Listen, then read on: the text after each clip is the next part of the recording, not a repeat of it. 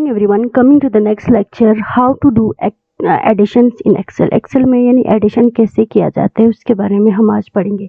In the last video we have seen how to create formula, और उससे पहले हमने जो फल हैंडलिंग पढ़े थे, फिर इसके बाद मार्क्स पढ़े थे, बहुत सारे टॉपिक्स हमने पढ़े थे। तो आज हम यानी एक्सेल में एडिशन कैसे करते हैं उसके बारे में हम पढ़ेंगे। तो चलो हम देखते हैं। सबसे पहले how to do additions in excel में हम एडिशन को कैसे करते हैं। There are two ways to add column data in excel. First is created formula and other is direct use predefining formula. यानी एक्सेल में एडिशन करने की दो ही तरीका है। कॉलम्स की जो डाटा को ऐड करने के हमारे पास दो तरीका है इन एक्सेल में। फर्स्ट जो है हम फार्मूला को क्रिएट करके हम कर सकते हैं। दूसरा हम जो प्री डिफाइनिंग फार्मूला है उसको यूज़ करके हम एक्सेल में एडिशन कर सकते हैं। चूज़ द सेल, आपको यानी एडिशन करने के लिए सबसे पहले आपको क्या करना है, अपना सेल को चूज़ करना है। Choose the cell where you want the result to appear as cell.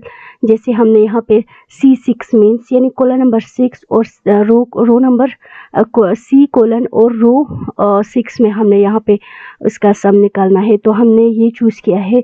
इसी तरह आपको आपकी रिक्वायरमेंट के हिसाब से आपको जिस सेल में चाहिए उसको यानी क्या करना है, चूज़ करना है। Choose the cell where you want the result, where you want to get the result. हम ये भी बोल सकते हैं to appear as a cell C6 in this example. इस एग्जाम्पल में हमने यहाँ पे C6 का लिया है।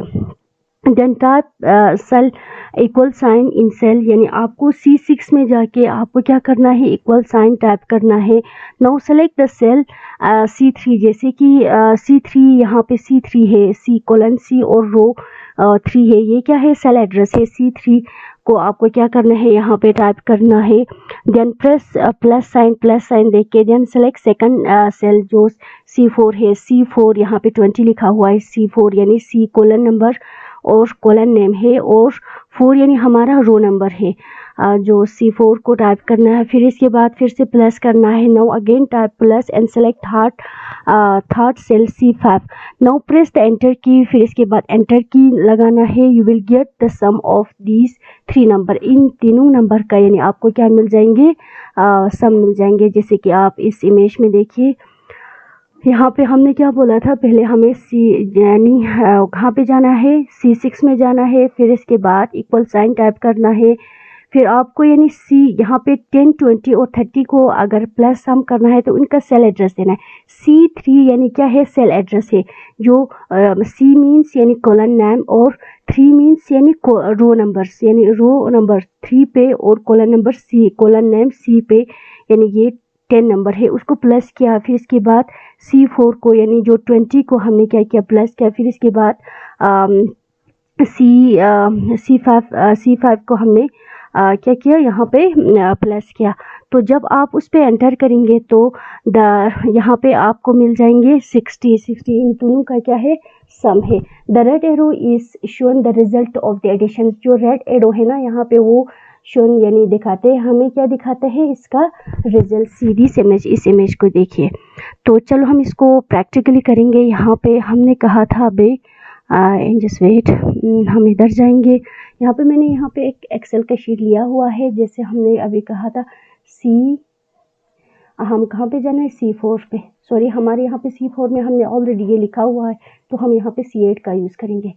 जैसे C कॉलम नंबर C पे, C8 पे हम 10 लिखेंगे, फिर इसके बाद हम 20 लिखेंगे, फिर इसके बाद हम 30 लिखेंगे।